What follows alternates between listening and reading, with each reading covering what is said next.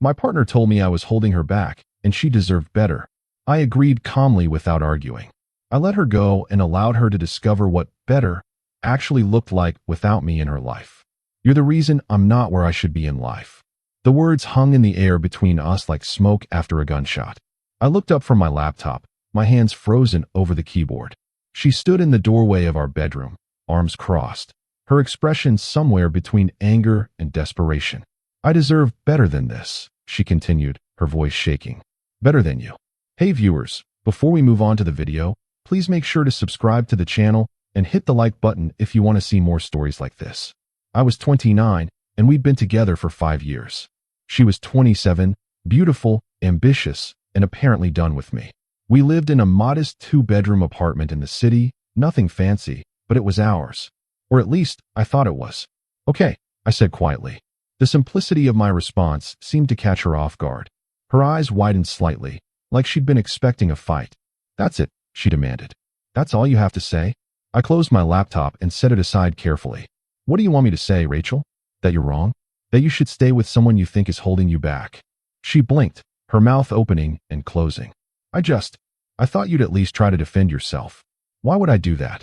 I asked, keeping my voice level. If you think you deserve better, then you probably do. I'm not going to convince you otherwise. Rachel's face flushed red. See? This is exactly what I'm talking about. You don't even care enough to fight for us. I stood up slowly, maintaining eye contact. I've been fighting for us for 2 years, Rachel.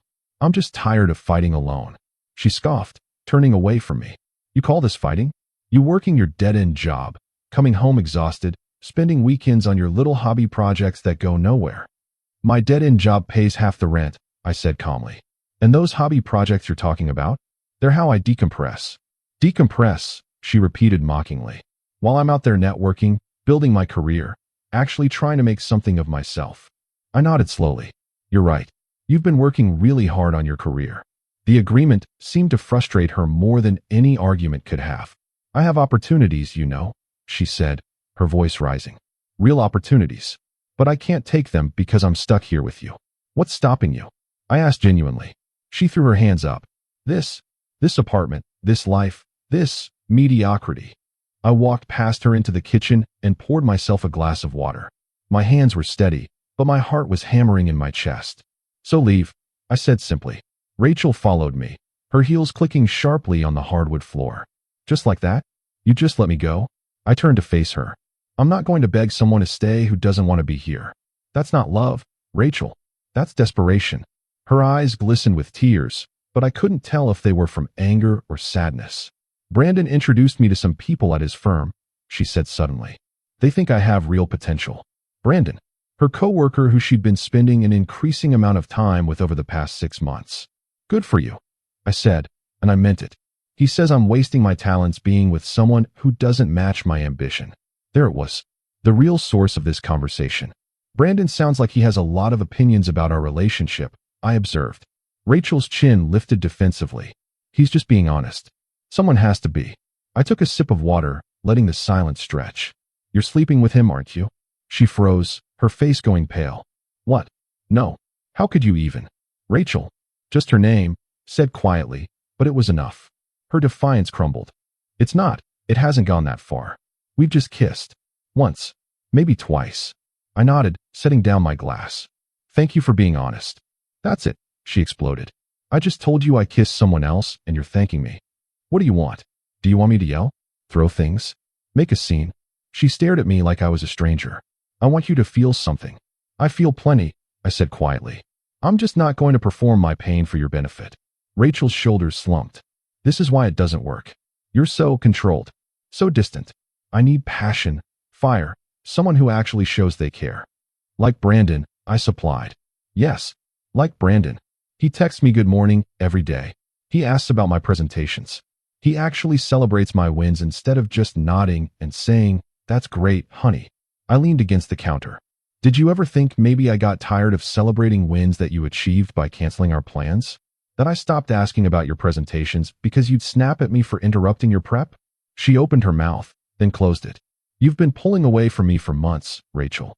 I'm not going to apologize for protecting myself from someone who's already got one foot out the door.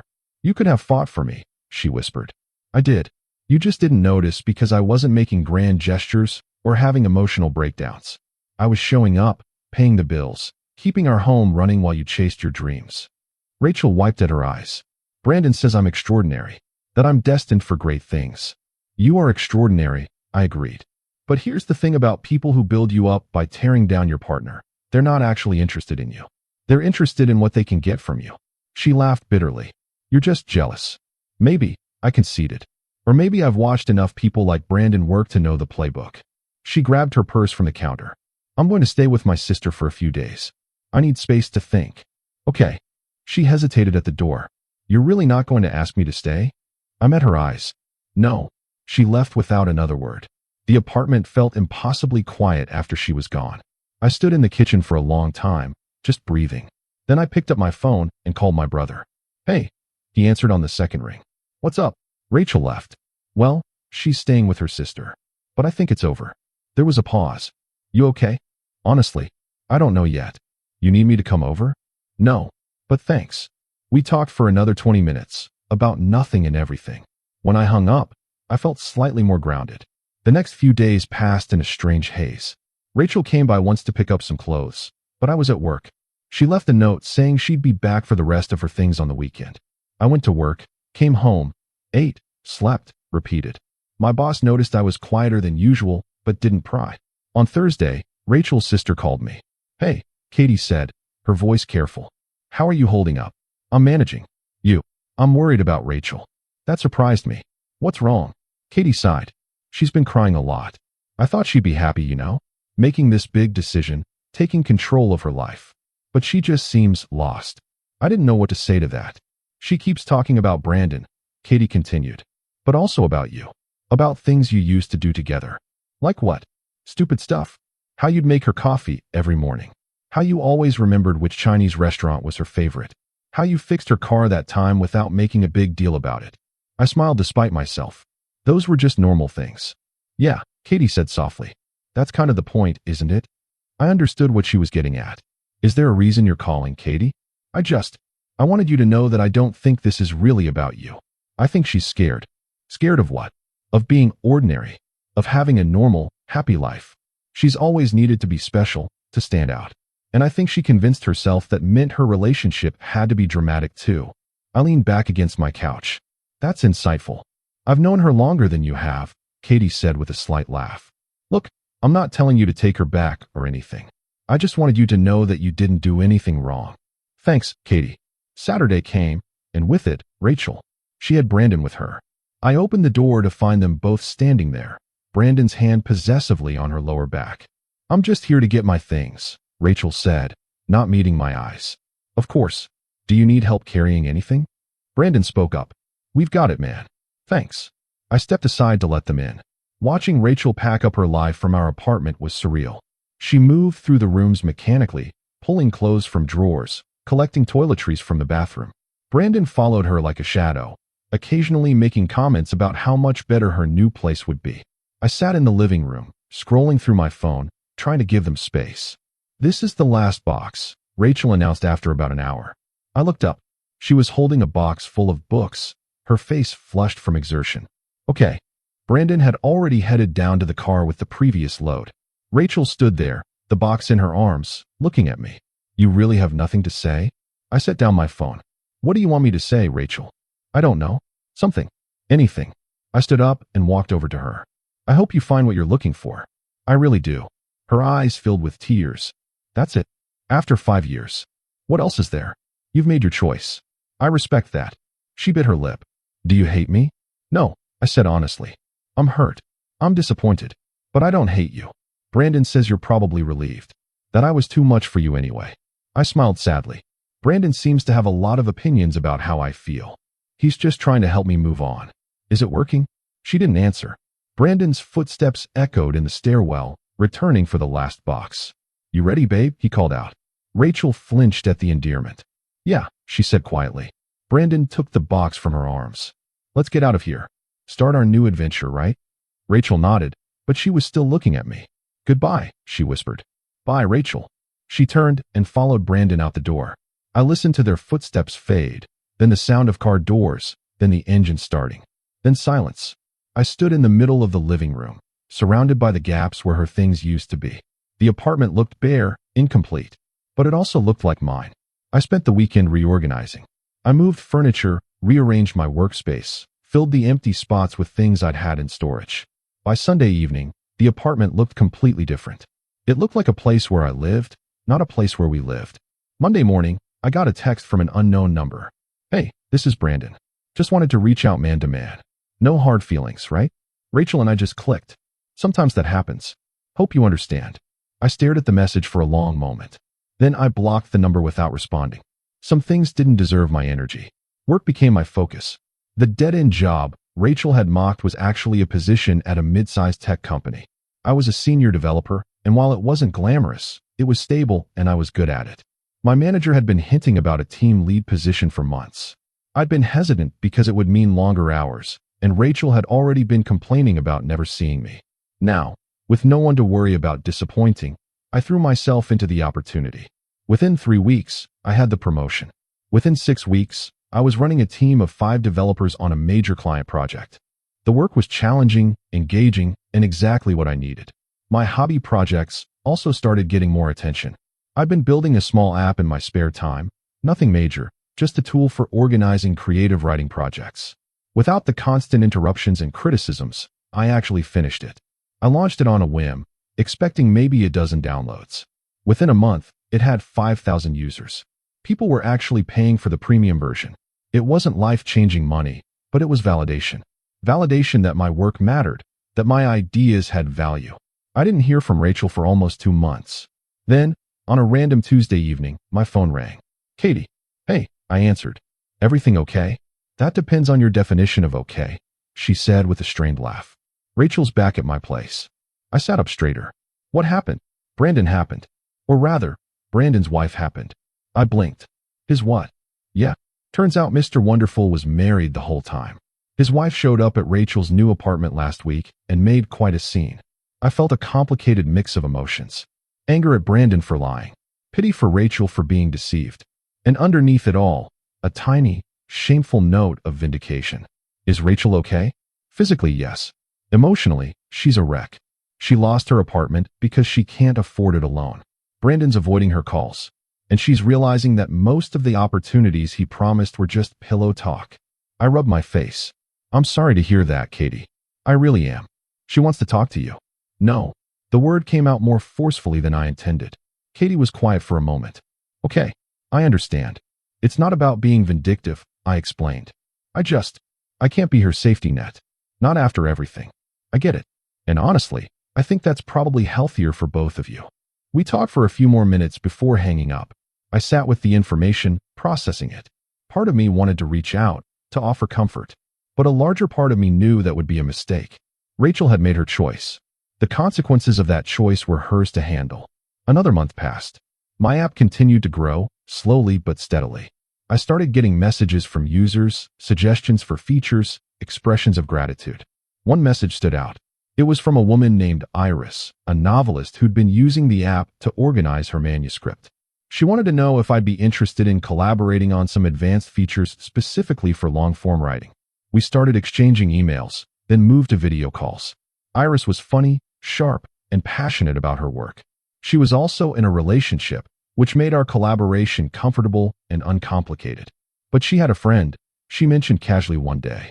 Another writer, recently single, who might appreciate being introduced to someone stable and genuine. I laughed it off, but filed the information away. For months after Rachel left, I got a Facebook message. From Rachel. "I know I have no right to reach out. I know I hurt you badly, but I need you to know that I was wrong. About everything. You weren't holding me back. I was sabotaging myself and blaming you for it. Brandon was a mistake. Leaving you was a mistake. I see that now.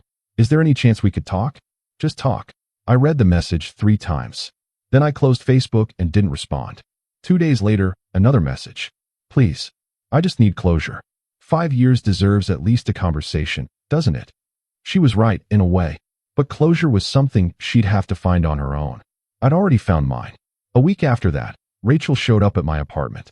I opened the door to find her standing there, looking smaller somehow. Her hair was different, shorter. She'd lost weight, and not in a healthy way. "Hi," she said quietly.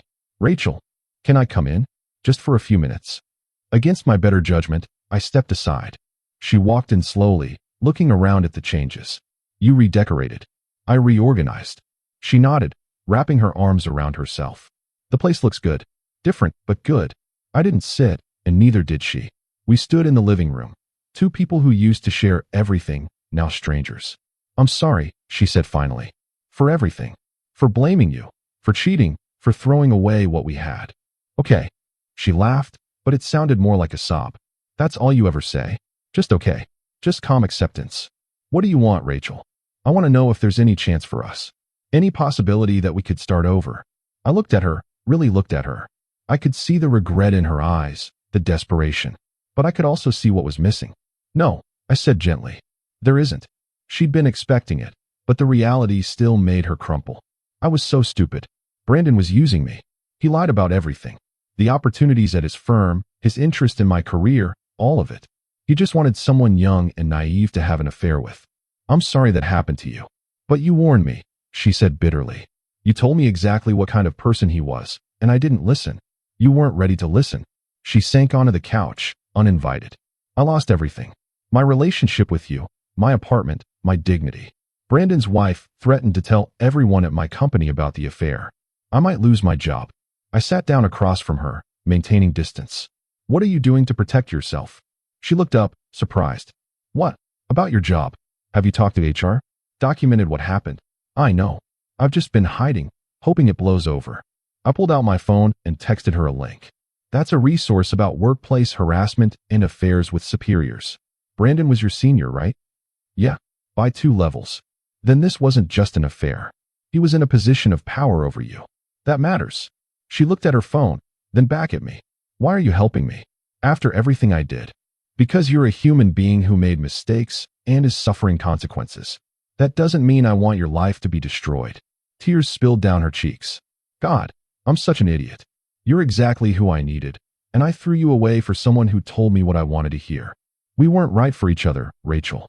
Maybe not in the way you originally thought, but still, we wanted different things. I wanted you, she insisted. I just didn't realize it until it was too late. I shook my head. No, you wanted the idea of me now that I'm not available. You wanted security after chaos. But the actual relationship we had, you were suffocating in it. That's not true. It is. And that's okay. People grow apart. People want different things. The problem wasn't that you felt that way. The problem was how you handled it. She wiped her face. By cheating and blaming you for my unhappiness. Yeah. We sat in silence for a while. Can I ask you something? Rachel said finally. Sure. Are you seeing anyone? Not yet. But I'm open to it. She flinched like I'd slapped her. That was fast. It's been 4 months, Rachel. Still, 4 months after 5 years seems fast. I leaned forward. You were emotionally checked out of our relationship for at least a year before you left. You were kissing someone else before you even moved out. Don't talk to me about fast. She had the grace to look ashamed. You're right. I'm sorry. I know you are. And I forgive you for what it's worth. But forgiveness doesn't mean reconciliation. Rachel stood up slowly. I should go. Probably. At the door, she turned back. For what it's worth, I hope you find someone amazing. Someone who appreciates you the way I should have. Thank you. And I hope your app thing does well. Katie told me about it. It sounds really cool. I smiled. It's doing okay. She smiled back, sadly. Better than okay, I bet. You always were good at the things you cared about. Take care of yourself, Rachel. You too. She left, and this time, it felt final. I closed the door and leaned against it, letting out a long breath.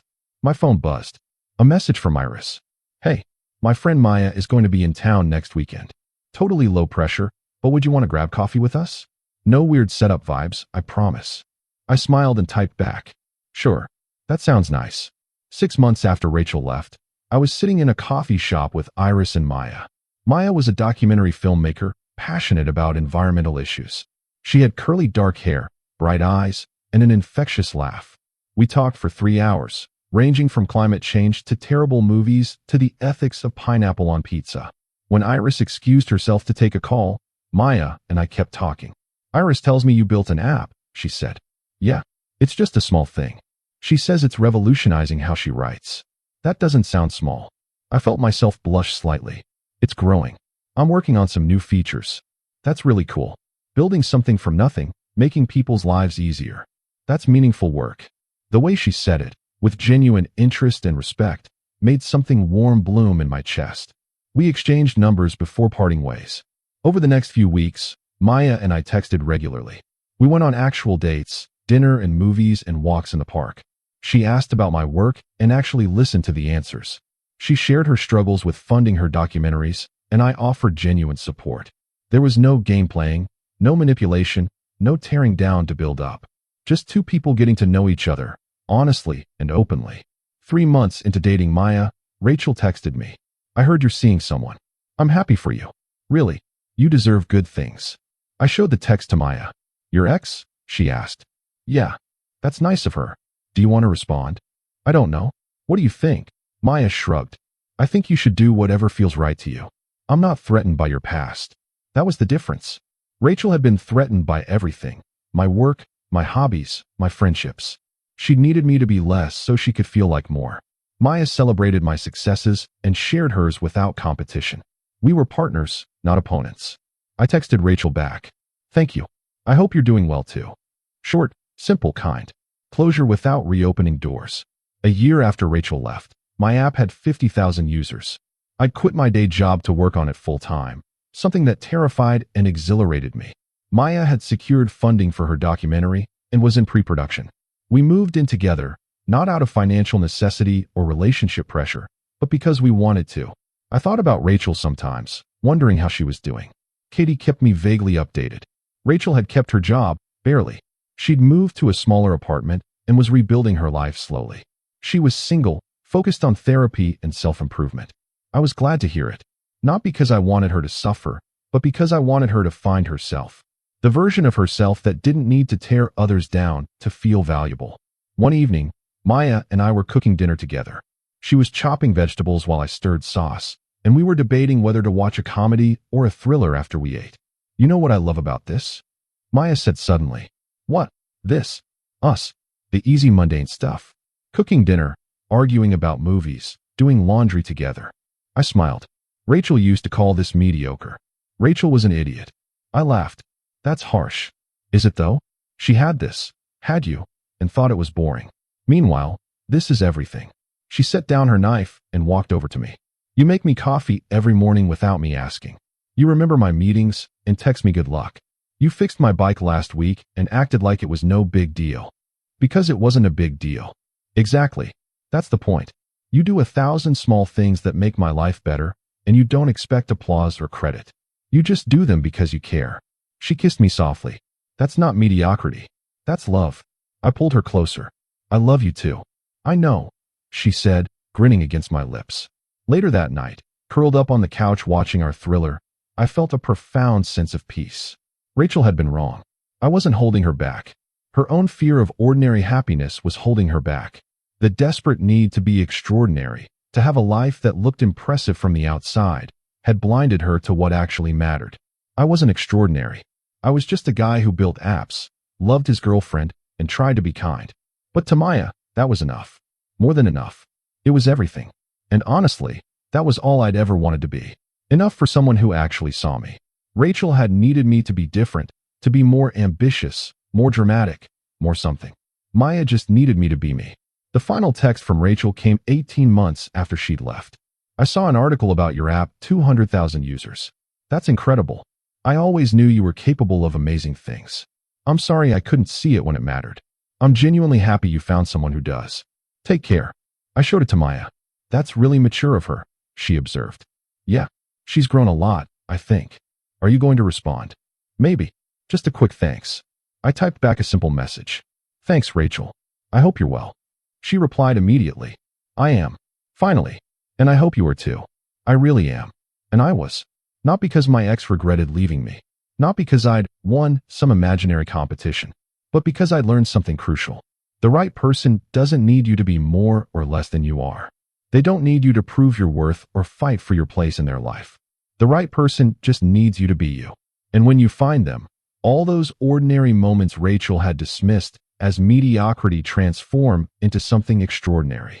Not because they're dramatic or impressive, but because they're real. And real, I discovered, was so much better than whatever better Rachel had been chasing. She'd wanted extraordinary. I'd found it in the everyday, in morning coffee and shared dinners, and someone who saw building useful things as meaningful rather than a hobby that went nowhere. Rachel had told me I was holding her back. By agreeing and letting her go, I'd freed us both. She'd gotten the chance to discover what she really wanted, and I'd gotten the chance to build a life with someone who wanted exactly what I had to offer. Not dramatic, not impressive from the outside, just real, steady, and full of small moments that added up to everything. That was my kind of extraordinary, and I wouldn't trade it for anything.